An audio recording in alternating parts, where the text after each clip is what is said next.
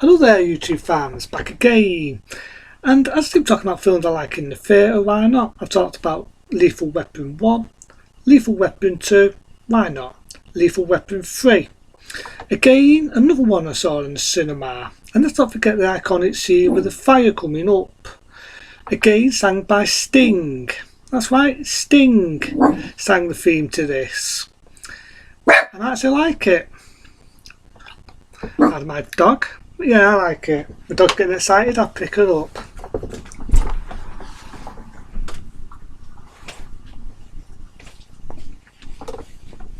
Oh, dogs, don't you love them? But yeah, as I was about to say, Lethal Weapon 3, sang by Sting, started a good one.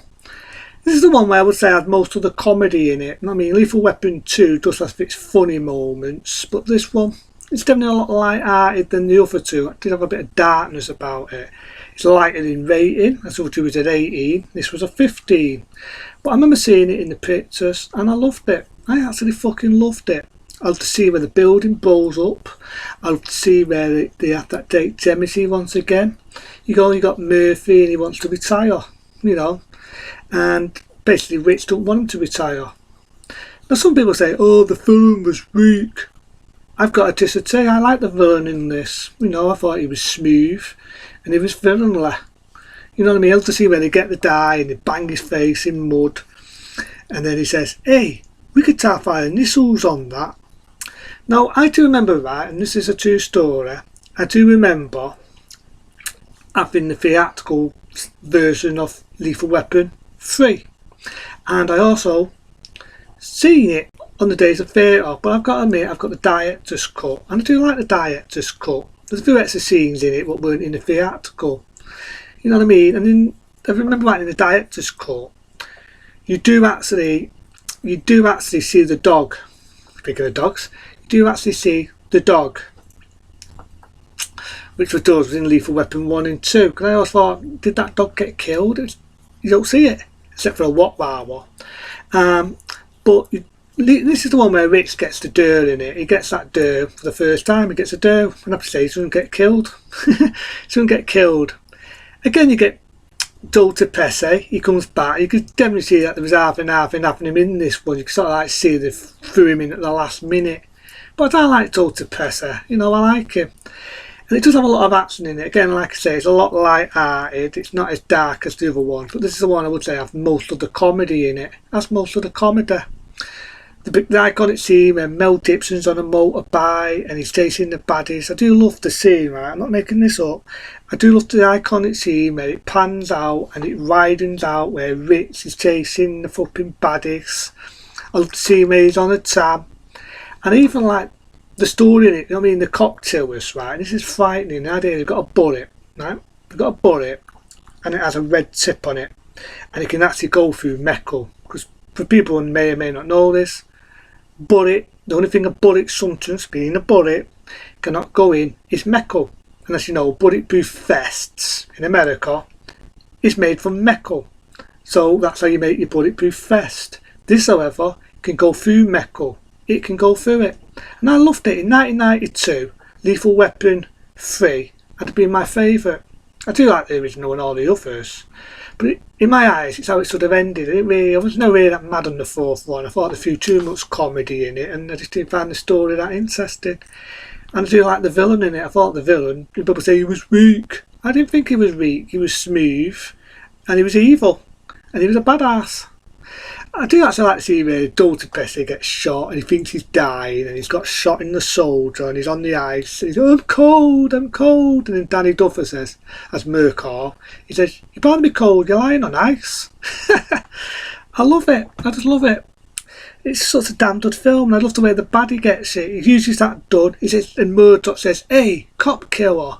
Folds the gun, shoots it through that fucking big bar thing what's going for him, and he manages to outsmart the baddie in it. He kills the fucking baddie, and I dilute it because that's what I like.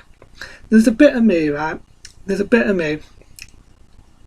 What I've got to be honest, I miss films like this. I miss films like this because it's practical action, practical fucking stunts, practical explosions. Now people might argue with me and say, yeah, but it's a TV series, they're not going to have to budget. Bullshit. Oh right, so the mini series, that didn't have the budget. I'm on about the classic 80s one.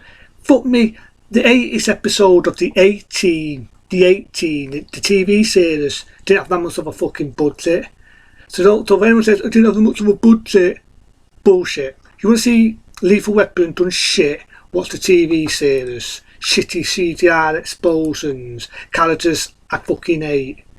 Then watch this one. This is how you do it the right way. I love Lethal Weapon 3. I love it, there's no faults in it. I love the song, again, sang by Sting, you know, the iconic song, and it's actually the song which they're using the music of the Lethal Weapons, that bow bow bow bow bow bow bow bow. I'm doing a shit job, but if you've ever seen Lethal Weapon films, you know what I'm on about. They actually use the same music. Sting improvised and he used that music, and it's iconic.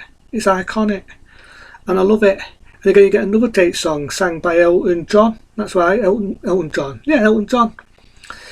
He sang a Take song at the end, you know.